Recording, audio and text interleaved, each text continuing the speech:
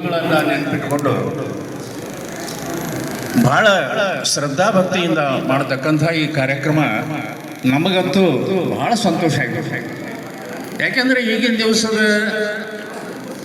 ಒಂದು ಶಾಲೆ ಶಿಕ್ಷಣ ಗುರು ಶಿಷ್ಯರ ಬಾಂಧವ್ಯ ಯಾವ ರೀತಿ ಅದ ಅನ್ನೋದು ನಿಮಗೂ ಸಹ ಗೊತ್ತಿದೆ.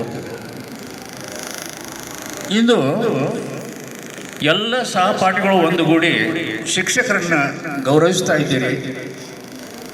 ಇದು ನಿಮ್ಮ ತಂದೆ ತಾಯಿಯನ್ನು ಗೌರವಿಸಿದ ಹಾಗೇನ ಅಂತ ಹೇಳ್ತಾರೆ.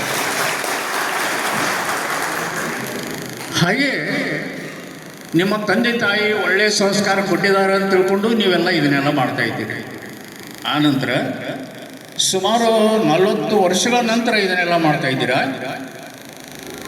ಗ್ರೀಕ್ ದೊರೆ ಅಲೆಕ್ಸಾಂಡರ್ ಒಂದು ಮಾತು ಹೇಳ್ತಾನೆ, ಏನು ಅಂದರೆ, ನನ್ನ ತಂದೆ ನನಗೆ ಜನ್ಮ ಕೊಟ್ಟ, ಆದರೆ ನನ್ನ ಗುರುಗಳು ನನಗೆ ಬದುಕುವುದನ್ನು ಕಲಿಸಿಕೊಟ್ರು ಅಂತ ಹೇಳ್ತಾನೆ.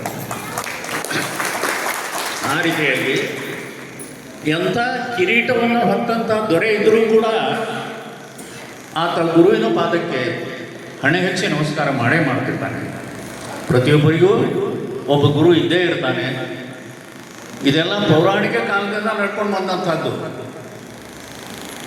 ಕೃಷ್ಣನಿಗೆ ಸಂದೀಪನಿ ಮಹರ್ಷಿಗಳು, ಭೀಷ್ಮ ಬಲರಾಮ ಕರ್ಣನಿಗೆ ಪರಶುರಾಮ, ಹಾಗೆ ಭೀಮ ದುರ್ಯೋಧನರಿಗೆ ಬಲರಾಮ, ಶ್ರೀರಾಮನಿಗೆ ವಾಲ್ಮೀಕಿ, ಇನ್ನು ಇತಿಹಾಸಕ್ಕೆ ಬಂದರೆ ಶಿವಾಜಿ ಮಹಾರಾಜರಿಗೆ ಸಮರ್ಥ ರಾಮದಾಸರು,